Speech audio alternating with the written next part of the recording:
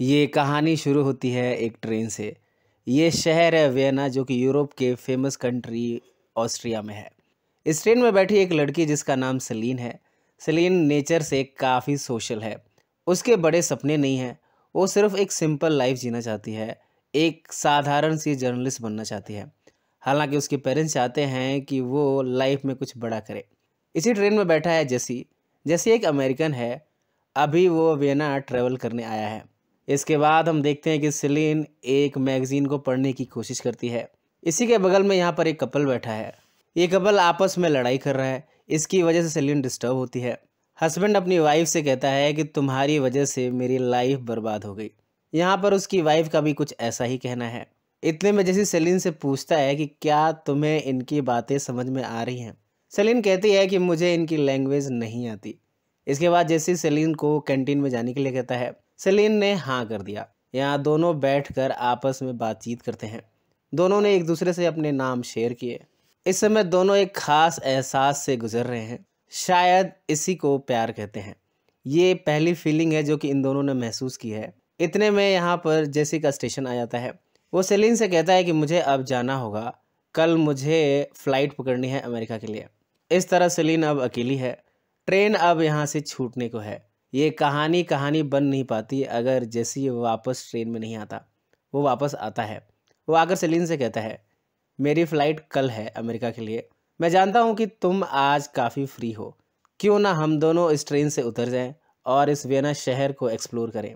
Celine अपने आप को हाँ कहने से रोक नहीं पाई। इसके बाद दोनों ट्रेन से उतर जाते हैं। यहाँ बातों बातों में सेलीन जेसी से पूछती है कि क्या तुम ये ट्रिक हर लड़की के साथ अपनाते हो। जेसी कहता है कि नहीं, तुम पहली हो। सेलीन कहती है कि मैं पहली बार इस तरह किसी शख्स के साथ घूम रही हूँ। मैंने ये सब फिल्मों में देखा था, पर मैंने सोचा नहीं था कि ये सब मेरे साथ रियल लाइफ में होगा। इस समय दोनों यहाँ ब्रिज पर खड़े हैं। यहाँ एक आदमी इन्हें बताता है कि आज शाम को एक इंडियन प्ले है। ये प्ले किसी किसान के बारे में है। वो इन्हें ब्रोशर भी देता है। इसके बाद सेलीन और जेसी पूरे वियना शहर को एक्सप्लोर करते हैं।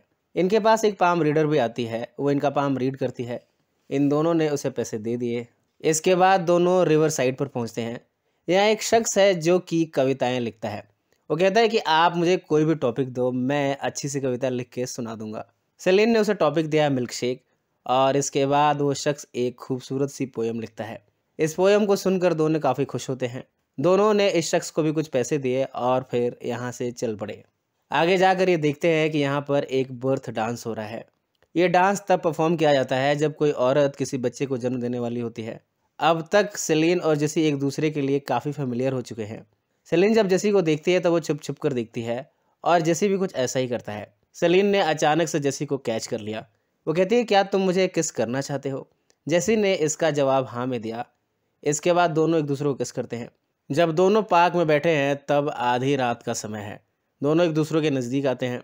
ये अपने अपने थॉट्स लाइफ के बारे में शेयर करते हैं। सेलीन कहती है कि लाइफ कितनी अनप्रडिक्टेबल है।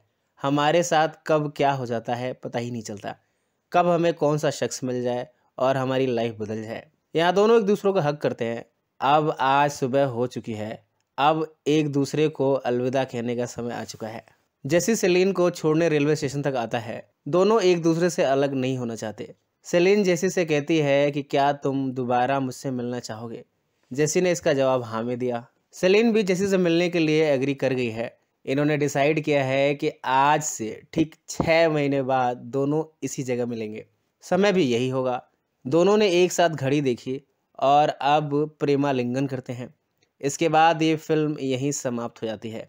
इसके सीक्वल में हमें पता चलेगा कि क्या ये दोनों दोबारा मिलेंगे। अगर आप इसकी आगे की कहानी भी देखना चाहते हैं तो कमेंट्स में ज़रूर मेंशन करें।